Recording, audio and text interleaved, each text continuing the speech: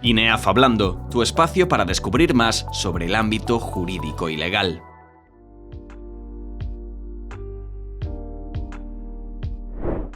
De un tiempo a esta parte, hemos ido normalizando cada vez más el uso de la inteligencia artificial en nuestro día a día. Casi no se oye hablar de otra cosa. Quien más y quien menos ha usado alguna vez alguna aplicación de inteligencia artificial.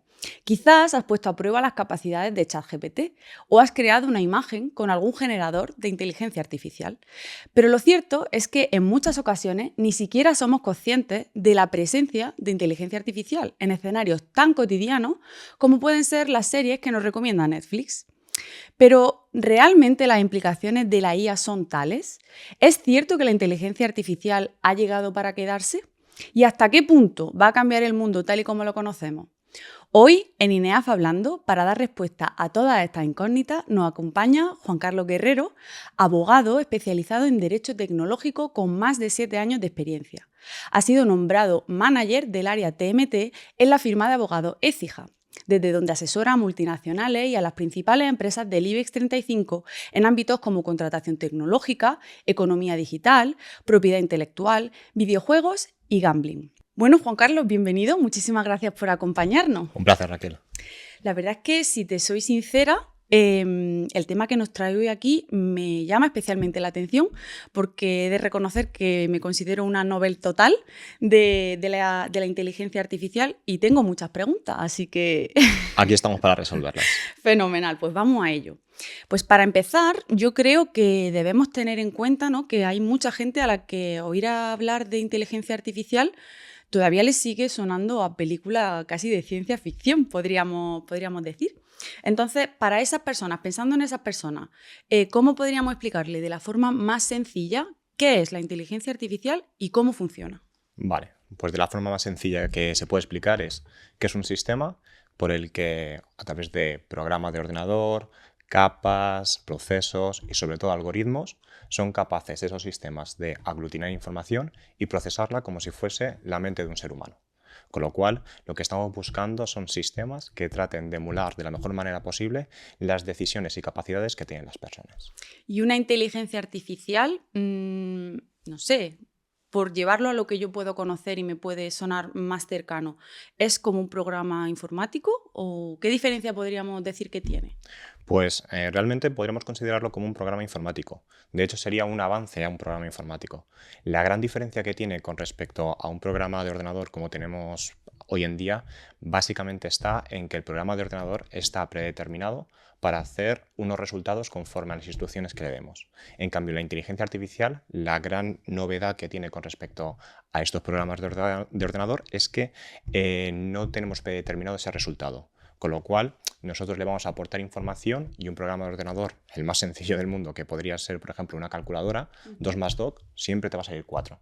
En cambio, con una inteligencia artificial, 2 más 2 te va a salir 4, pero en el caso de que no estuviese esto programado, iba a ser capaz de darte una respuesta. O sea que, digamos, las respuestas de un programa informático las ha preconcebido antes un programador y las de inteligencia artificial son autónomas de la inteligencia artificial, podríamos decir. Podríamos decir eso. Y ahí está la gran diferencia de los distintos programas de inteligencia artificial que nos podemos encontrar. De hecho, hay algunos en los que el aprendizaje de este sistema de inteligencia artificial viene dado por la información y las etiquetas que le da el propio programador, y a partir de ahí va formándose los resultados que va obteniendo, y quizás haya una persona que le esté indicando si eso está bien o eso no está bien, o incluso puede ser sistemas de inteligencia artificial más complejos en los que ella misma recaba la información, ella misma procesa si está bien o está mal y ofrece un resultado. Fenomenal. Bueno, y entrando en materia sobre distintos tipos quizá de inteligencia artificial, para agrandar un poco nuestro conocimiento, ¿qué podríamos comentar sobre eso? Bueno, las distintas materias que tiene la aplicación de la inteligencia artificial está en nuestro día a día en todos los ámbitos cotidianos que lo tenemos. De hecho, pensamos que la inteligencia artificial es algo completamente ajeno a la realidad de las personas y literalmente tenemos inteligencia artificial en la palma de la mano. De hecho, cuando interactuamos con Siri, interactuamos con Google Assistant, con Alexa, con Netflix, tenemos herramientas de inteligencia artificial detrás que nos ayudan a tener una conversación para determinar un lugar en el mapa al que queremos acudir. Si le queremos indicar que llame a una determinada persona, quizás no decimos el nombre concreto que tenemos en la agenda, pero es capaz de la inteligencia artificial de identificarte al número que quieres llamar. Entonces, pues bueno, ámbitos tenemos muchísimos. Yo creo que son muy interesantes, por ejemplo, la aplicación práctica que tiene en la educación, en el transporte, en la creación de contenidos. Es un mundo para dar y tomar. Bueno, pues hoy nos vamos a adentrar en todos esos sectores que ya vas comentando, pero antes de adentrarnos por sectores, ¿no? y profundizar, desde un paso previo, como inteligencia artificial podemos distinguir, no sé, yo desde mi desconocimiento absoluto, pero sí que es verdad que creo que se pueden distinguir inteligencia artificial normal o generativa. Sí. Me quieren sonar estos términos. Totalmente. De hecho, vamos, todos sabemos herramientas de inteligencia artificial generativa como puede ser DALL-E o Midjourney, que básicamente te generan una imagen con los prompts, las instrucciones que tú le das a la inteligencia para que te genere ese contenido, pero también tenemos otro tipo de inteligencia artificial más relacionada con decisiones que tiene que llevarse a cabo, por ejemplo, con la que nos encontramos en los vehículos autónomos, en los que el sistema de inteligencia artificial capta toda la información que tiene, ya sea las instrucciones de seguridad vial, el tipo de carretera, si hay obstáculos que tiene que sortear y decide por dónde tiene que ir. También lo podemos encontrar, por ejemplo, a la hora de que sean conversores del lenguaje natural humano, por ejemplo, los traductores. Esas herramientas de inteligencia artificial que tú le das un texto en español y es capaz de adaptártelo en inglés en tiempo real. ¿Y esas no serían generativas? Eso realmente no tendría la consideración de generativo porque no estaría dándole un resultado diferente a lo que tú estás proporcionando. O sea que generativo es dar unas instrucciones, como comentas, y que se genere una imagen que es totalmente diferente a lo que yo le he nutrido a la aplicación, ¿no? Eso es. De acuerdo. Bueno, pues antes de entrar por sectores a ver las implicaciones que está teniendo la inteligencia artificial, para tener una idea así amplia de las implicaciones que tiene en términos generales, ¿qué podríamos decir sobre beneficios y riesgos así en grandes términos? Pues como cualquier tecnología novedosa, los beneficios son múltiples y los riesgos mayores. Entonces, para mí el punto fundamental es una mejora en la productividad y en la calidad de vida de las personas. Lo que vamos a hacer es que tareas repetitivas, automáticas, sean directamente gestionadas por este tipo de herramientas.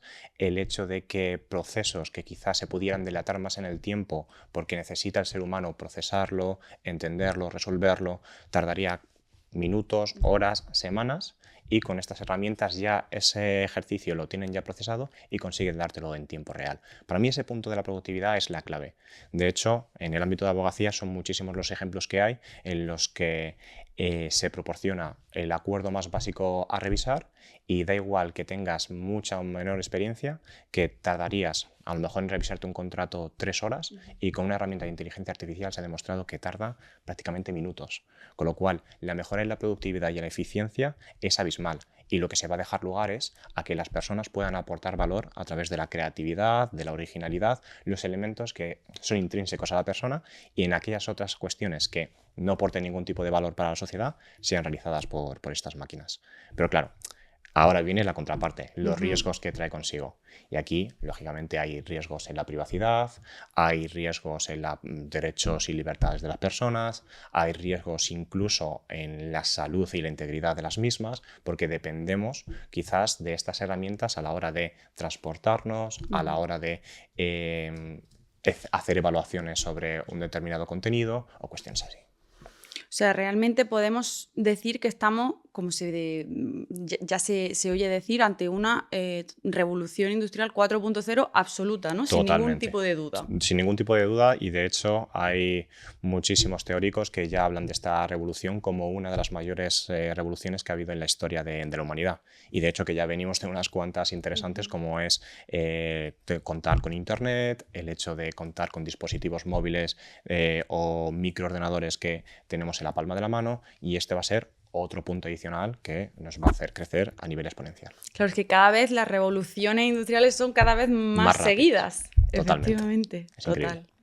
Bueno, pues supongo que como con todas las revoluciones también tendremos que ir adaptándonos, que tendremos que que ir poquito a poco asumiendo que la realidad ha cambiado al final. Totalmente. Y de hecho yo creo que ese es el punto clave que tenemos ahora mismo como reto como sociedad, y es el encontrar el acomodo en nuestro día a día a estas herramientas de inteligencia artificial y no considerarlas como una amenaza, sino como una herramienta más del día a día, como interiorizamos hace cuestión de 10 años el tener un smartphone, en el que ya prácticamente no concebimos la vida sin un smartphone, y como hace 20 el tener internet en las casas. Claro. Bueno, pues ya aprovechando tu conocimiento como abogado tecnológico especializado en esta materia, entiendo que tienes conocimiento de muchos usos que se le está dando a la inteligencia artificial que quizás al pueblo llano como a mí pues se nos escapa y ni siquiera estamos familiarizados o los conocemos. Entonces, ¿qué te parece si vamos viendo los usos más destacados que se les está dando a la inteligencia artificial por distintos sectores? Perfecto. Pues como comentabas antes, decías que ya se han visto usos muy, muy potentes en el sector del transporte. ¿Qué nos podrías contar? Bueno, yo creo que esto lo hemos visto todos, ¿no? Como en San Francisco vemos vehículos autónomos y parecen sacados de una película de ciencia ficción en el que el coche tiene tropecientas cámaras, y lo más llamativo de ese vehículo es que es un vehículo estándar en lo que es el habitáculo, pero no tiene conductor. Entonces, la parte interesante está en cómo puede transportar a personas, como un taxi, por ejemplo, sin necesidad de contar con un conductor para moverte por la ciudad. Esto es muy relevante porque lo que ayuda es a optimizar probablemente el tráfico, en reducir los accidentes de tráfico, aunque Claro. lógicamente a día de hoy en fase de pruebas pues sigue habiendo ciertos accidentes, y en mejorar el uso de vehículos eléctricos de cara a reducir el parque de vehículos más contaminantes, ¿no? Con lo cual yo creo que esta es la parte más interesante a nivel transporte. Fenomenal. Y de este uso en concreto que comentamos, ¿qué riesgos van de la mano de, bueno, pues al final no tenemos un conductor, pues evidentemente se quita el riesgo humano de accidente, pero puede haber otras casuísticas, ¿no? Totalmente. Y de hecho el riesgo está precisamente en los accidentes que se pueden producir. Y ese riesgo viene derivado en otras cuestiones que se tienen que tener en cuenta, que es que no te falle el sistema, que Claro. el sistema no sufra ningún tipo de hackeo, el hecho de registrar toda la toma de decisiones para que si se produce un error se pueda mitigar al momento o posteriormente para que no se vuelva a repetir, ¿no? Entonces, ese riesgo a la integridad de las personas es el que se tiene que tratar de garantizar, y lo que se busca precisamente es, por ejemplo, que no se toque el habitáculo, que cuenten con una asistencia 24 horas, el hecho de siempre estar conectados con la centralita para que cualquier tipo de situación que pueda perturbar o distorsionar las decisiones de esas herramientas de inteligencia artificial, que no se vean mermadas y que siga habiendo un transporte seguro. Eso sería principalmente. Claro, y como estamos diciendo, al final la inteligencia artificial toma decisiones. Las que tomaba antes un conductor, ahora las está tomando una máquina. Entonces, en caso de una situación de tráfico en la que se va a una velocidad X y tires por donde tires, por un lado tienes a una persona, o sea, catástrofe va a haber. ¿Qué decisión toma una máquina? Es un tema súper interesante. De hecho, es algo que animo siempre a la gente a que eche un vistazo, que es una página web que está publicada por el MIT, el Instituto Max Planck, y básicamente se llama Moral Machine. Y lo que nos plantean son escenarios en los que qué decisión tiene que tomar el sistema de inteligencia artificial en caso de que se produzca algún tipo de error.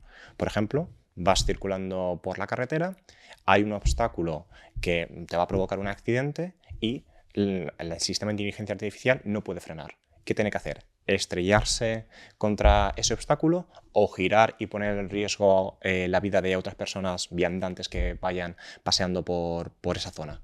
Pues lo interesante de todo esto está en ver que las respuestas que se pueden dar a este tipo de casuísticas varían en función de la sociedad. Si nosotros pensamos en sociedades occidentales, pues la que tendríamos nosotros es, oye, si el riesgo de los viandantes es simplemente causarles unas lesiones, en lugar de poner en riesgo mi vida, probablemente prefiramos que gire el vehículo y bueno, pues veamos si el riesgo es mínimo y nos atenemos a eso. Pero si nos vamos a otras sociedades, por ejemplo las occidentales, ahí pueden creer que, oye, yo tengo que seguir mi destino y si el sistema de inteligencia artificial se tiene que estrellar contra el obstáculo porque ha habido un error, pues vamos con eso en lugar de poner en riesgo la vida de las personas, ¿no? Entonces, ese riesgo, esas decisiones que se tienen que tomar, también es interesante verlos, los sistemas de inteligencia artificial, desde el punto de vista ético y moral. Y el siguiente paso será qué decisiones van a tomar los fabricantes de vehículos, si van a tomar decisiones distintas a la hora de que su sistema de inteligencia artificial tome decisiones en función del lugar en donde estén circulando, o si van a haber diferencias en los fabricantes, decir, oye, yo soy un fabricante que velo por la seguridad de las personas que están en el habitáculo, o yo tengo un vehículo con sistema artificial que va a tomar la decisión que mejor se adecue para la sociedad. Claro, al final estamos dotando de alguna manera incluso de moral a la inteligencia artificial para que tome esas decisiones acorde a lo que socialmente está bien visto o no, ¿no? Casi. Exactamente, exactamente. Y eso es uno de los retos que tiene por delante esta tecnología y por eso cada vez más se necesitan matemáticos, se necesitan ingenieros, pero también se necesitan filósofos a la hora de determinar estos retos que plantean los sistemas. Claro, es que parece que exactamente que la inteligencia artificial es algo totalmente de esos sectores más tecnológicos y es totalmente a este nivel, pues como tú dices, filosófico casi. 100%. Que, no sé, me parece realmente, pues como decimos, ¿no? de película. Pero Juan Carlos, la verdad es que me surge una duda y es que al final tendríamos que pensar también en la persona que va en el vehículo, digamos. Si ya nos da un poquillo de miedo la inteligencia artificial y estamos diciendo incluso esas cosas, ¿no? De que según qué cultura, pues a lo mejor las decisiones son de este es mi destino, me he montado en un coche de inteligencia artificial y me ha tocado estrellarme. A mí me choca, claro, quizás sea por mi mentalidad occidental, ¿no? Que al final parece como deberíamos dar una protección extra para que nos fiemos casi de esta inteligencia artificial y nos animemos a montarnos en un coche de inteligencia artificial en su caso, porque si no, pinta incluso más peligroso. Sí. Lo que pasa que esto lo tenemos que plantear como el miedo que teníamos hace muchos años a montar en aviones. Y realmente lo que pensamos es que hay mucho riesgo al montarte en este tipo de vehículos y la realidad es que el riesgo de sufrir accidentes es muchísimo más inferior que el que podríamos tener nosotros utilizando nuestro propio vehículo. Entonces, lógicamente nos llaman mucho la atención las noticias que hay, ¿no? De accidentes con coches y vehículos autónomos, pero a lo mejor es uno de cada 400 que se producen en el día a día en San Francisco, que como sabemos es una ciudad en la que el tráfico es ingente, ¿no? Entonces, nada, la recomendación con todo esto es, lógicamente, tener todas las cautelas del mundo, pero confiar en que la normativa, que ya hablaremos de eso, tiene un enfoque basado en el riesgo y lo que se busca es precisamente que todos los desarrolladores de ese tipo de tecnología implementen las medidas oportunas para reducir al máximo posible, y digo al máximo posible porque reducir a cero es imposible, cualquier tipo de incidencia que pueda tener con estas tecnologías. Al final es miedo a lo desconocido, no es otra cosa, ¿no? Así es. Bueno, pues Juan Carlos, vamos a pasar de sector, que también mencionabas que hay aplicaciones muy interesantes en el sector educativo. Sí. ¿Qué nos puedes contar? Bueno, pues el sector educativo yo creo que es el que también se puede beneficiar más de estas herramientas de inteligencia artificial. De hecho, vamos, a día de hoy ya se están produciendo casos de uso en el que se utiliza la inteligencia artificial para reconocer las expresiones, las emociones de los alumnos en las aulas y que el profesor pueda hacer un seguimiento de la explicación y ver en qué momento unos alumnos o varios alumnos se han perdido la explicación simplemente porque pueden identificar que han puesto un gesto raro, no están tan contentos, tienen un gesto de duda, de miedo. Entonces ahí el profesor puede recapitular y darle otra explicación o tratar de ser más detallado o simplemente aclarar esta cuestión a la persona que ha tenido esa expresión diferente a la que tendría una persona cuando está entendiendo todos estos puntos. Y también tendríamos, por ejemplo, el hecho de los deberes. Que siempre hemos sido alumnos, ¿no? De supuestos en los que había ejercicios que podrían ser muy fáciles o podrían ser muy difíciles. A lo mejor no había un término medio en función del desarrollo cognitivo y el desarrollo intelectual de la persona. Entonces, aquí el punto interesante es que la inteligencia artificial puede adaptar el contenido del ejercicio al conocimiento que tenga el alumno. Entonces vas a ir también haciendo progresar a todos los alumnos de la mejor manera posible sin que se queden descolgados aquellos que puedan plantearles ejercicios más difíciles. Pero lógicamente esto también tiene implicaciones en riesgos, ¿no? Y es, por ejemplo, el hecho de que se estén tratando tantos datos biométricos de menores de edad, por ejemplo, y qué ocurre cuando se recopila toda esa información por estos sistemas, si pueden ser hackeados y afectar a la privacidad de estos jóvenes, o el hecho de si están haciendo deberes, que esos deberes no estén debidamente corregidos y que se les esté dando información errónea a los alumnos, ¿no? Entonces, estos son cuestiones y riesgos que también tienen que ser valorados a la hora de utilizar esta tecnología. Claro, pero sí que es verdad que se abre un campo a individualizar más el servicio que se está dando, bueno, la atención que se le está dando al alumnado más personalizada, atendiendo, pues como dice, a su expresión facial, si se está enterando o no. Al final de clase me acerco y, oye, que me he dado cuenta. Imagino que esto es en un contexto de aulas muy grandes en las que no te da la vida como profesor para estar viendo 50 expresiones faciales de si me estoy enterando o no. Eso es. Fenomenal. Pues Juan Carlos, recuperando el tema que comentábamos antes de la inteligencia artificial generativa y vinculándolo con el mundo de la creación de contenidos que también mencionaba, pues no se me puede no venir a la cabeza estos casos que están siendo muy sonados, ¿no? De creaciones de canciones que se están haciendo con voces de artistas por inteligencia artificial. ¿Qué nos cuentas de todo esto? Pues que efectivamente es un tema súper interesante y de hecho también surge bastante revuelo porque podemos estar cuestionando si se está produciendo infracciones de derechos de propiedad intelectual, de derechos de imagen y también cuestionarnos de quién es la autoría de esas canciones, ¿no? Entonces, esto es una pregunta que, a pesar de que contamos con el derecho y podemos aplicar todas esas normas que aplican conforme a propiedad intelectual, derechos de imagen, etc., también se plantean otros supuestos como es si la autoría en relación con la creación de los contenidos puede estar vinculada a una máquina. Y aquí el debate está en, oye, ¿dónde está la originalidad, la creatividad que puede tener este tipo de herramientas? Si está detrás de la persona que está proporcionando las instrucciones, el prompt, o si está detrás de la empresa desarrolladora que ha generado este contenido, o si sencillamente tenemos que decir que la autoría de estos contenidos no son de nadie porque al generarse por una inteligencia artificial no está asociado esa obra que se genera a una persona física, que es como se tiene que concebir a día de hoy la autoría en donde se manifiesta esa originalidad, ¿no?, que tienen las personas. Y ya vimos, ¿no?, que, por ejemplo, a Bad Bunny no le gustó nada el que se utilizase su voz para generar canciones y dijo que eso era basura.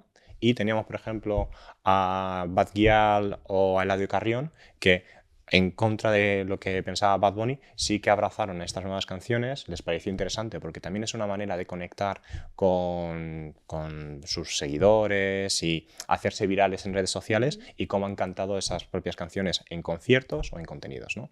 Entonces, ahí vemos que también se puede producir, lógicamente, esa infracción de derechos, pero normalmente, como este es un uso más particular y privado que puedan realizar las personas, como también pasaba en su momento con los fanfics o que básicamente los fanfics son historias alternativas que cuentan los fans de una saga, de una serie, y con finales alternativos y tal, para mostrar que les encanta esa serie. Pues esto sería un ejemplo también muy similar a esos fanfics en los que podemos considerar como una infracción inocua. Cuestión diferente sería que explotasen esas canciones, que obtuviesen beneficios y que se estuviesen lucrando precisamente del nombre y sobre todo de la identidad que tienen esos artistas. O sea que mientras no lo moneticen, por así decir, realmente les están dando publicidad de alguna manera, ¿no? En cierto modo sí. En cierto modo sí. Entonces entrarían de esos usos inocuos en los que cualquiera de nosotros pues nos ha encantado utilizar la voz de Quevedo cantando una canción de Camela, ¿no? Claro. Entonces, pues bueno, al final yo creo que ese impacto que tiene es un impacto mínimo y que no tiene mayores implicaciones, pero es interesante que tengamos estos debates a la hora de dónde poner los límites en cuanto a infracción de derechos de terceros y también dónde poner la base para determinar si una obra generada por inteligencia artificial puede ser autoría de la persona que inserta la información, del desarrollador o de nadie. Claro, es que aparte del mundo musical, incluso en el mundo de audiovisual, ¿no? Por ejemplo, se me viene a la cabeza este anuncio tan espectacular de esta marca de cerveza que nos trae de nuevo a Lola Flores, ¿no? Que es impresionante. Totalmente. Y de hecho, eso es uno de los beneficios que tiene la inteligencia artificial, ¿no? Poder contar con artistas que todos conocemos, que por desgracia ya no están entre nosotros, y puedan interpretar un nuevo anuncio, una escena, una película. Y no solamente tenemos el caso de Lola Flores, que ya suscitó cierta polémica, sobre todo con el aspecto de los derechos de imagen. Sin entrar mucho en profundidad de todas estas implicaciones, al final el debate está en, oye, ¿se puede utilizar la imagen de Lola Flores sin autorización? ¿Se requiere autorización de los causavientes? Entonces eso es un tema súper interesante, al igual que, por ejemplo, cómo están explotando los derechos de imagen de Bruce Willis, sus hijos y los titulares de los derechos de imagen que los tienen a día de hoy para generar contenidos a la vista de que su padre ya no puede actuar. Claro, pero es que si se hace en una línea positiva, o me gusta que mi imagen aparezca en este anuncio o en esta película y yo por incapacidad, como es el caso de Bruce Willis, no puedo, hasta ahí fenomenal. Pero es que claro, es que ya mi imagen está ahí y se le puede dar uso no tan... Exactamente. Y de hecho tenemos la contraposición, ¿no? Tenemos los casos en los que Bruce Willis o Lola Flores han podido autorizar o ser conforme a derecho esa explotación de la imagen de estos artistas, y podemos encontrarnos en escenarios un poquito más oscuros, por no decir mucho más oscuros, en los que se realizan deepfakes o lo que son falsificaciones profundas, en las que se utiliza la imagen de un artista o de una persona famosa o incluso una persona de a pie y, por ejemplo, vincularla con contenidos eróticos, pornografía, o hacer que digan manifestaciones que sean opuestas a los que se ha determinado anteriormente. Imaginemos, por ejemplo, que un político que mantiene una ideología aparezca en un vídeo con un discurso completamente opuesto y genere esa duda a la sociedad, ¿no? Y eso ya derivaría lógicamente en fake news, en aquellas noticias falsas que pueden tener un impacto para la sociedad, ¿no? Entonces, ahí están también los riesgos asociados a este tipo de tecnologías, porque no solamente afectarían los derechos de imágenes o derechos de honor. Imaginemos también el caso de las alumnas de aquel colegio en el que sus propios compañeros introdujeron su imagen y se filtraron contenidos explícitos que no correspondían a fotografías que se hubiesen tomado ellas mismas, ¿no? Y también a cómo afecta a la opinión de la sociedad el hecho de estar mal informada sobre quién está diciendo qué. Claro. Y de ahí, por eso, muchas redes sociales como por ejemplo X, la antigua Twitter, ya permite establecer si este contenido ha sido generado por inteligencia artificial y que los propios usuarios den contexto y reporten a aquellos que no se ajusten a la realidad. Claro, es que es muy difícil, llega a un punto de tal calidad del producto que es muy difícil discernir si está hecho con inteligencia artificial o es real. Entonces sí que entiendo que la regulación, ¿no? O el ayudar a la ciudadanía a identificarlo, creo que recae, ¿no? Sobre, pues, en este caso X o las plataformas que tendrán esa capacidad de filtrar y decir, oye, esto es inteligencia artificial, esto no, porque quizá a un ojo humano así, pues no es fácil de detectar. Desde luego. Y de hecho, ese riesgo que plantean estos sistemas de inteligencia artificial, hay que imponerles obligaciones de transparencia, ya sea a la hora de saber que estamos interactuando con una herramienta de inteligencia artificial, como puede ser un chatbot, pero también a la hora de generar este tipo de contenidos que se indiquen que este contenido ha sido generado por inteligencia artificial, para que la población no esté cuestionada o no entre en dudas sobre precisamente lo que comentabas, la realidad, la veracidad de lo que acaba de ver. Claro, puede estar un poco tranquilo de estoy leyendo o viendo algo real o no. Es que ya Totalmente. llega un poco esa distopía casi, ¿no? Y el problema no está en que tengas la duda, es que directamente ni se te plantea la duda. Ya, claro. Bueno, pues está claro que hay beneficios, lo estamos viendo en distintos sectores, pero hay riesgos. Entonces, ¿hacia dónde va la normativa de la inteligencia artificial que está, pues, dando sus primeros pasos? Totalmente. Pues yo creo que ese es un tema súper interesante y que en Europa somos pioneros. De hecho, se podría decir que a nivel mundial tenemos la primera normativa de inteligencia artificial, que ya está aprobada y que está, vamos, a punto de caramelo, está a punto de que sea publicada y que entre en vigor de manera inmediata y que transcurra un periodo de tiempo para que sea de plena aplicación. Y esto, lógicamente, la inteligencia artificial es algo bastante novedoso y otros países también se han sumado a la idea de regular esta materia. ¿Qué pasa? Que es súper interesante ver cómo los distintos países, en función de cómo conciben esta tecnología, cómo tienen que regularla.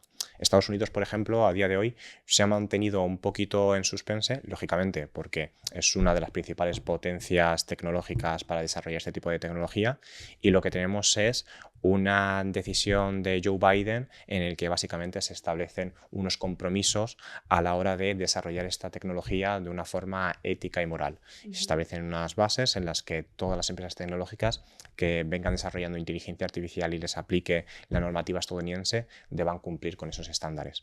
Y por otro lado tenemos a China, ¿no?, como otra gran potencia tecnológica en la que el enfoque que tiene para regular esta tecnología diverge de cómo lo enfoca la Unión Europea. Y es súper interesante también ver que la Unión Europea, consciente de que la realidad jurídica, la realidad legal siempre va varios pasos por detrás de la tecnología, ha llevado a cabo un enfoque de riesgos. Es decir, no ha buscado regular cada uno de los usos que se puede dar a inteligencia artificial, sino que ha evaluado el riesgo que se puede generar con esta tecnología y en función del riesgo, independientemente de la materia de que se trate, impone una serie de medidas u otras a los desarrolladores y usuarios de esta tecnología. Por contra, China, el enfoque es un enfoque vertical y en función de la materia que quieran regular en relación con la inteligencia artificial, van a imponerles unas u otras medidas. Y, por ejemplo, China establece una normativa para cómo tienen que articularse los algoritmos, cómo se tiene que generar esa inteligencia artificial generativa, lógicamente también desde la perspectiva de que la Unión Europea tiene un régimen diferente al control que sí que tiene China dentro de la sociedad a la hora de poder generar contenidos, hablar del sistema político con el que cuentan, mientras que en la Unión lo que se buscan más son los derechos y libertades de las personas y también la salvaguarda a su integridad física. Claro, o sea, digamos que China lo está regulando caso por caso y de forma entrando muy en materia de qué se puede hacer, cómo se debe hacer, como dices, un poco en la línea del régimen político. Sin embargo, Europa está centrándose en qué riesgo supone esto para la ciudadanía y pone el foco ahí. Voy a proteger de estos riesgos, ¿no? Exactamente. Y de hecho, lo que pretende la Unión Europea es que la norma no nazca obsoleta. Y ha tardado un poquito más de la cuenta precisamente porque han venido habiendo unos usos de la inteligencia artificial que han tenido que ir cambiando las distintas propuestas que había anteriormente, ¿no? Entonces yo creo que ese es un enfoque correcto, súper interesante además, y que va a permitir también que la Unión Europea no ponga trabas a la innovación tecnológica y que se pueda convertir también en una potencia tecnológica en cuanto a inteligencia artificial, sino que sea un lugar en donde haya certezas y un lugar en donde se puedan desarrollar la tecnología siempre con vistas a proteger los derechos y libertades de los europeos. Y por entrar un poquito más en profundidad, pero en rasgos generales, ¿qué riesgos ha identificado la Unión Europea? Entiendo que habrá mayores y menores y cómo los está regulando y protegiendo. Justo. De hecho, como la regulación europea está enfocada en el riesgo, hay 4 categorías fundamentalmente. Tenemos la categoría de riesgo prohibido, que son aquellas tecnologías que pongan en grave riesgo a los derechos y libertades de las personas. Y para mí el ejemplo claro, y yo creo que lo vamos a entender todos, es con el ejemplo de la serie Black Mirror, en el que en un capítulo hubo social scoring, que básicamente es evaluar a la sociedad. Y si esa evaluación de la sociedad tiene implicaciones, por ejemplo, a la hora de que te concedan un crédito, a la hora de que tú puedas comprarte o que vivas en una casa, esos supuestos no te lo permiten. ¿Por qué? Porque suponen una merma a tus libertades. Después, En un nivel de riesgo inferior está aquellas tecnologías de riesgo alto.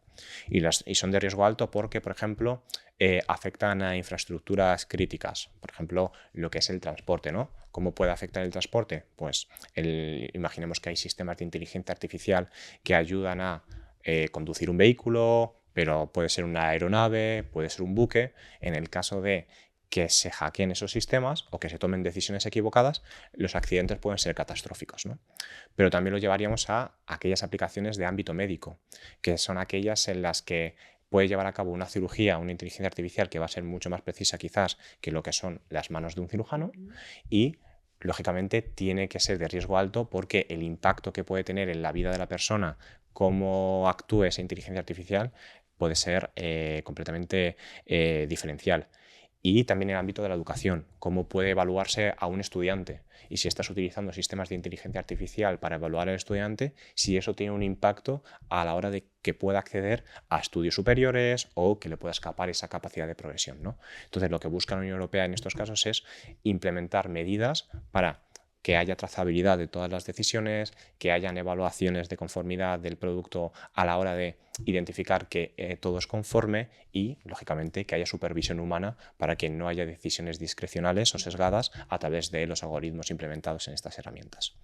Después, en un tercer nivel, nos encontraríamos con las herramientas de inteligencia artificial de riesgo limitado, que yo creo que pueden ser con las que estemos más familiarizados, porque aquí nos encontramos, por ejemplo, los chatbots, nos encontramos también con las inteligencias artificiales generativas, y básicamente aquí es que podemos utilizar y fabricar estas herramientas, pero siempre y cuando dotemos de transparencia a la hora de generar esos resultados. Por ejemplo, si yo estoy interactuando con un chatbot, el uso más habitual que puede haber es a la hora de tener servicios de atención al cliente, saber que estoy interactuando con una máquina y no con un ser humano.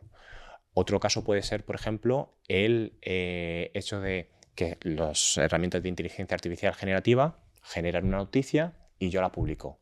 Esa noticia que estoy publicando tengo que identificar que se ha generado por inteligencia artificial. No porque no pueda ser cierta o porque no pueda ser verdad, sino para que las personas puedan también tratar o saber que eso no ha sido un contenido generado por esa persona en particular. Y por último, nos encontramos con aquellas herramientas de inteligencia artificial que no tienen ningún tipo de riesgo, que no tienen ningún tipo de obligación y también son aquellas que estamos muy familiarizados. Puede ser, por ejemplo, la herramienta de inteligencia artificial de recomendaciones que te puede hacer Netflix a la hora de ver tus series favoritas y que sepa que cuando tú llegas a casa después de un largo día de trabajo, lo que te apetece es una serie con una trama un poquito más ligera y cuando estás el sábado por la tarde pues te apetece ver una película de 3 horas o una trilogía o cualquier cosa así, ¿no? Entonces yo creo que ese enfoque de riesgo, como digo, para recapitular, es súper interesante porque en función del impacto que tiene en las personas se modulan las obligaciones a implementar y no se ponen obligaciones desproporcionadas a herramientas como la de Netflix, que no tendría ningún sentido que hubiese un control humano detrás de todas las decisiones que toma alrededor de las recomendaciones que pueda hacer de las series, y con la inteligencia artificial generativa lo que se busca es que no se limite la creación de este tipo de herramientas, sino que se utilicen de una manera responsable y transparente. Focalizando sobre todo en transparencia, ¿no? Exacto. Es como ahí donde ponen el es la parte énfasis, importante. Sí. que sepamos que esto es inteligencia artificial. Correcto. Entonces, como dices, Europa está siendo pionera en estos temas y entiendo que muchos países seguirán la línea que trace Europa, como comentaba. Sí. Y de hecho yo creo que los países más occidentales o que tengan una posición ética y moral parecida a la de la Unión, pues va a provocar ese efecto viral, ¿no? De hecho, pasó hace años con el Reglamento General de Protección de Datos, en el que también la Unión Europea fue una de las pioneras en armonizar toda la normativa europea, establecer unos umbrales de obligaciones y cumplimientos para el tratamiento de la información, y eso sirvió de base para, por ejemplo, otros países de Latinoamérica que lo tuvieran en consideración a la hora de promulgar sus normas, ¿no? Y yo creo que va a ir en el mismo sentido con la inteligencia artificial, que va a servir también de base para proteger a los ciudadanos de distintos países, tomar como referencia la normativa europea. Claro. Y en materia de regulación, dejando a un lado el reglamento de la Unión Europea como norma suprema, por así decir, en esta materia, ¿qué más pasos se están dando? ¿O qué pasos se van a dar? Pues vamos, ya tenemos una parte fundamental que es el reglamento. Que el reglamento, para que lo entendamos todos, es una norma que se promulga a través de la Unión Europea y que es de plena aplicación para todos los Estados miembros de la Unión. Es decir, que las obligaciones que se establecen por el reglamento aplican para España, aplican para Francia, aplican para Italia, para todos los países por igual. ¿Y qué otros pasos se van a dar ya una vez tengamos este reglamento? Se está trabajando en una directiva europea que regula la responsabilidad por los daños que se puedan ocasionar con este tipo de herramientas. La directiva, a diferencia del reglamento, requiere que la norma local del país del Estado de la Unión Europea desarrolle esos estándares que te establece la directiva. Entonces, lo que se busca con esto es que los países puedan regular este aspecto de la responsabilidad extracontractual para las personas en función del país, pero con unas bases que sean comunes. Con lo cual, vamos a tener normas diferentes en este sentido, pero que van a tener un fondo común. Exacto. Y yo creo que es una cosa novedosa y de la que nos podemos sentir orgullosos, que es la Agencia Española de Supervisión de la Inteligencia Artificial, que era uno de los requisitos que establecía el reglamento para que los Estados miembros pudiesen supervisar y controlar lo que son las herramientas en función del lugar donde se vengan desarrollando y, por ejemplo, se puedan controlar los algoritmos para que no tengan sesgos, para que las herramientas sean completamente seguras para la ciudadanía. Y España tenemos a esta agencia que está ubicada en A Coruña y que pronto empezará a tener actividad. O sea, que hemos sido los primeros en cumplir con esto que nos decía el reglamento. España ya, check, A la ¿no? vanguardia. Fenomenal. Bueno, Juan Carlos, llegado a este punto, tenemos una visión bastante amplia de la inteligencia artificial, de sus usos, de sus riesgos, incluso de la normativa. Pero bueno, por bajarlo a tierra, ¿no? y centrándonos en los usos que pues, un usuario medio le da a la inteligencia artificial, lo que está más a nuestra mano de momento, ¿qué recomendaciones les podemos dar, pues, como digo, a un usuario medio? Pues la primera de todas es confirmar si realmente tiene que utilizar esta herramienta de inteligencia artificial. De hecho, hemos visto muchísimas herramientas que están cuestionándose si están cumpliendo con las medidas, ya no solamente de transparencia, sino con otros aspectos relativos a la privacidad de las personas. Aquellas herramientas que hemos utilizado para envejecer, para ponernos unos emojis, para hacernos chico o chica, en función de cómo queramos. Entonces, aquí lo que tenemos que preguntarnos es, oye, ¿realmente quiero utilizar esta herramienta de inteligencia artificial? Porque estamos poniendo en riesgo probablemente nuestra privacidad al ser herramientas gratuitas que lo que están buscando es generar una base de datos de información de nuestra cara y quizás incluso de datos biométricos, ¿no? Con lo cual, ese es un punto que debemos tener en cuenta. También otra parte importante que debemos tener en consideración es la supervisión que tenemos que hacer de las herramientas de inteligencia artificial sobre el contenido que nos generen. De hecho, llevándolo al ámbito de la abogacía, nos hemos encontrado con una noticia que se ha hecho viral, que es el abogado que utilizó una herramienta de inteligencia artificial para generar la defensa de un caso e inventarse todo lo que son los hechos que habían constituido la defensa que estaba llevando a cabo y se había inventado jurisprudencia, casos que lógicamente no se habían producido. La inteligencia artificial había generado casos con información que no se le había proporcionado, ¿no? Entonces el tribunal con buen criterio lo valoró y llamó al abogado para que diese explicaciones sobre estas situaciones, ¿no? Entonces aquí lo que vemos es que no podemos tener plena confianza con esta tecnología de toda la información que nos proporciona, ya no solamente por el hecho de que si es verdad o no es verdad, sino porque realmente puede generar un contenido que no sea lo que nosotros estamos solicitando si confiar ciegamente en ella. Y por último, y relacionado con lo que decíamos antes, la privacidad, ¿no? Y sobre todo el hecho de qué información estamos dando. Ya no solamente a nivel personal, sino también lo llevo al ámbito de las empresas, que la inteligencia artificial nos puede ayudar mucho a la hora de generar resúmenes, generar contenido, buscar alternativas, ser creativos, pero tenemos que cuidar mucho la información que estamos proporcionando, ¿no? Entonces, también está el supuesto de aquella estudiante de máster en el que obtuvo una excelente nota a la hora de preparar un trabajo de final de máster, incorporando información relativa a empresas. ¿Qué ocurre? Que el profesor que estuvo valorando ese examen se dio cuenta de que la información era muy precisa en relación con una empresa tecnológica que estaba poniendo de ejemplo. Y casualidades, que no hay casualidades en la vida, resultó que empleados de una gran compañía tecnológica habían utilizado una herramienta de inteligencia artificial para hacer sus quehaceres y esta se había nutrido de la información que le habían proporcionado estos empleados, ¿no?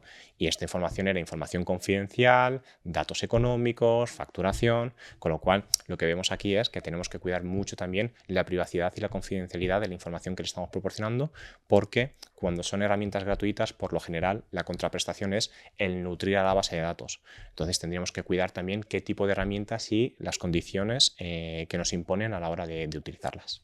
Claro, es que al final por un desliz de un empleado, esta chica ha sacado, supongo, un 10 en ese TFM. Bueno, no lo sé ya si se descubrió Seguramente que lo haya el sacado, engaño. pero vamos. Sí, y la parte interesante de aquí es que las empresas han sido bastante ágiles y, por ejemplo, están promoviéndose mucho lo que son las políticas internas de uso de este tipo de tecnología. ¿Para qué? Primero, para que los empleados sepan cuáles son las que pueden utilizar, cómo las pueden utilizar y en qué supuestos no la pueden utilizar. También desde el ámbito más particular de las personas, si pueden utilizar esas herramientas a la hora de proporcionar información confidencial, información personal, con lo cual es interesante ver que ante un riesgo, ya también te digo que la noticia relacionada con la filtración de los datos de esta compañía, la compañía directamente prohibió utilizar estas herramientas, ¿no? Claro, Con lo claro. cual, bueno, vemos que tiene su impacto. Pero claro, yo es que aquí me entra una duda, porque yo me estoy imaginando a ese señor utilizando ChatGPT, que es lo que más al uso tenemos, pero entiendo que las medidas que hacen estas empresas para seguir aprovechándose de esa inteligencia artificial, pero evitando estas filtraciones y garantizando la confidencialidad, es al final crear sus propias inteligencias artificiales o hacerlas de pago, o no sé muy bien cuál es la medida que se puede hacer para seguir aprovechando los beneficios, pues sin tener estas fugas de información, ¿no? Sí, pues son las dos alternativas que planteas, las más interesantes. El hecho de... debemos partir de la base de que casi todas las herramientas de inteligencia artificial que se vayan a crear nuevas tienen un sistema de inteligencia artificial detrás que ya viene creado, ¿no? Como casi cualquier programa de ordenador. Cualquier programa de ordenador que veamos que se crea cuenta con muchísimas librerías y otros componentes sobre los que se desarrollan o forman parte. Y esto es lo mismo. Entonces, la alternativa está en utilizar este tipo de tecnología, internalizar esas soluciones y que todo quede dentro del ámbito de la empresa. ¿Qué ocurre? Que no todas las empresas, lógicamente, pueden desarrollar herramientas de inteligencia artificial. Así que el siguiente paso es contemplar qué tipo de herramientas y qué tipo de licencias te conceden a la hora de poder utilizarlas. Y normalmente cuando tú utilizas herramientas de inteligencia artificial de pago, esas herramientas premium, básicamente lo que te dicen es, oye, toda la información que estés volcando a la hora de utilizar esta herramienta no la vamos a procesar, no la vamos a utilizar. O incluso hay licencias que están un paso superior en el que estos sistemas de inteligencia artificial se integran dentro de los equipos, de los sistemas de la compañía. Entonces, lo que ocurre es que tienes una herramienta de terceros, pero esa herramienta de terceros está integrada dentro de lo que son tus equipos, con lo cual tampoco la información no sale de estos entornos, ¿no? Entonces, de esta manera podemos también proteger esa información que se está utilizando y tener un poquito más de flexibilidad a la hora de proporcionar información, contenidos, sin tener el miedo de que se produzcan una brecha o filtraciones, como hemos contemplado antes. Bueno, y viendo que ya es evidente, ¿no? que la inteligencia artificial está aquí para quedarse, es muy sonado, ¿no? Los temores que hay es que van a caer en picado las ofertas de empleo, se va a cargar el empleo de muchos puestos de trabajo que van a poder ser reemplazados. Para tranquilizar esos pensamientos que podríamos, o sea, entiendo que la clave es recomendar a esta gente formación en inteligencia artificial para dejar de verlo como un enemigo y aliarse con la inteligencia artificial y sacarle provecho, ¿no? Totalmente. ¿Podríamos recomendar formación en inteligencia artificial? Desde luego. De hecho, yo tengo una opinión bastante particular sobre este asunto, que es que no se van a destruir empleos, sino que se van a generar. Realmente los empleos van a evolucionar y aquellas actividades que venían siendo automáticas o con un poco margen para las personas de generar un valor añadido, esos son los que van a desaparecer. Aquellas herramientas, por ejemplo, de transporte de materiales, aquellas actividades de gestión que puedan ser fácilmente automatizables, esas van a evolucionar a otros puestos de trabajo que probablemente a día de hoy ni concibamos, pero que permitan a las personas aportar ese valor o esa creatividad, por ejemplo, para controlar las decisiones que está llevando a cabo la inteligencia artificial. Dicho esto, lógicamente, cuanto mayor formación tengamos, mejor vamos a saber explotar y utilizar este tipo de herramientas. Y de hecho, la formación lo que te permite es ir un paso más allá, no tenerle miedo y sacarle el máximo jugo para ser más productivo. De hecho, en el propio despacho ya estamos recibiendo formaciones en este sentido para sacarle, como digo, el máximo jugo a este tipo de herramientas para que cuestiones que antes nos podían llevar 2 o 3 horas las podamos realizar en 15-20 minutos. Eso redunda en beneficio para nosotros porque vamos a llevar a cabo el trabajo de una forma más eficiente, mejorando la productividad, pero va a redundar también en el beneficio de nuestros clientes porque le va a suponer un coste menor el hecho de contar con estos servicios a la hora de que nuestra hora puede estar fijada en un mismo fee, en una misma tarifa, pero el trabajo lo vamos a desarrollar en menos tiempo. Con lo cual, todos son beneficios en relación con esto, lógicamente, siempre y cuando sepamos cómo funciona esta tecnología y los riesgos que acarrea. Pues mira, hablando de sacarle provecho a la inteligencia artificial, yo no puedo evitar pensar en el ámbito educativo, que es donde me estoy moviendo, ¿no? Recibir trabajo, hechos copiados y pegados tal cual de ChatGPT, que es que ni se trata de retocar un poquito el formato para disimular. Entonces, es como, ese no es el uso o sea, no es que se le esté dando un mal uso, pero es que no se está sacando el provecho real. O sea, si esa respuesta se ha generado en 5 segundos, si tú le dedicas 10, eso es una respuesta trabajada, contrastada. O sea, creo que se quedan en que ese no es el uso que se había pensado para la inteligencia artificial, me temo yo. No, desde luego que no. Y para mí la parte interesante es que no nos quedemos en esa parte más superficial. O si nos quedamos en esa parte superficial del uso de la inteligencia artificial, que sea simplemente para generarnos ideas. De hecho, yo lo utilizo mucho cuando quiero hablar de un determinado tema o cuando quiero analizar un determinado asunto, solicito a la inteligencia artificial que me aporte ideas porque quizás yo pensando 10 minutos pueda sacar 5 o 6 supuestos, pero la inteligencia artificial en un momento me saca 10. Y seguir utilizando esa herramienta para desarrollar ese contenido, para validarlo. Pero claro, a la hora de realizar el contenido después frente al ordenador, lo que tenemos que hacer nosotros y lo que tienen que hacer los estudiantes es verificar las fuentes.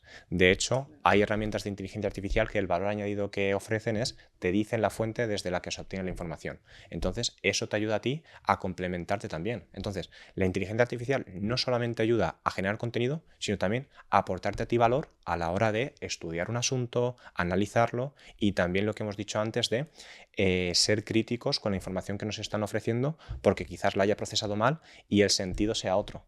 Entonces, la recomendación a los alumnos es que utilicen estas herramientas porque tienen que abrazarlas e interiorizarlas para que formen parte de su día a día, pero como un método para seguir desarrollando y aportar el valor añadido, que es la parte interesante que tiene el ser humano y que nos diferencia y mejora el contenido que te ofrece estas herramientas. Fenomenal, Juan Carlos. Pues hasta aquí yo me veo más que satisfecha, pero bueno, antes de despedirnos te dejo la palabra por si quieres dar un resumen, un broche final, una pequeña reflexión para cerrar el cuadro de cómo está y qué nos espera la inteligencia artificial en los próximos años. ¿Qué va a pasar?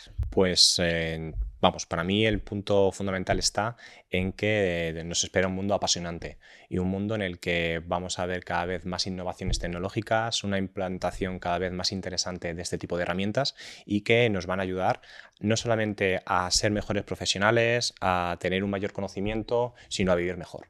Y ese es el resumen que podemos sacar de esta charla y todo ello, lógicamente, atendiendo a que tenemos que educarnos, tenemos que formarnos, tenemos que saber cuáles son los riesgos que tiene esta tecnología para tratar de minimizarlos al máximo y poder disfrutar de ellas de la máxima medida posible. Fenomenal. Pues Juan Carlos, muchísimas gracias por habernos acompañado en este seminario. La verdad que nos has traído un tema interesantísimo y nos has contado de forma súper amena, cercana y fácil de entender todos estos nuevos supuestos y estas nuevas tendencias de inteligencia artificial. Muchas gracias a vosotros, un auténtico placer. Espero que este seminario os haya ayudado tanto como a mí para acercarnos a una realidad que muchos seguíamos considerando futurista, pero ya no hay duda de que es nuestro presente. Por hoy lo dejamos aquí, no sin antes recordaros que en INEAF Hablando podéis encontrar muchos más seminarios para seguir aprendiendo sobre cuestiones jurídicas complejas de una manera mucho más cercana y asequible. Os esperamos.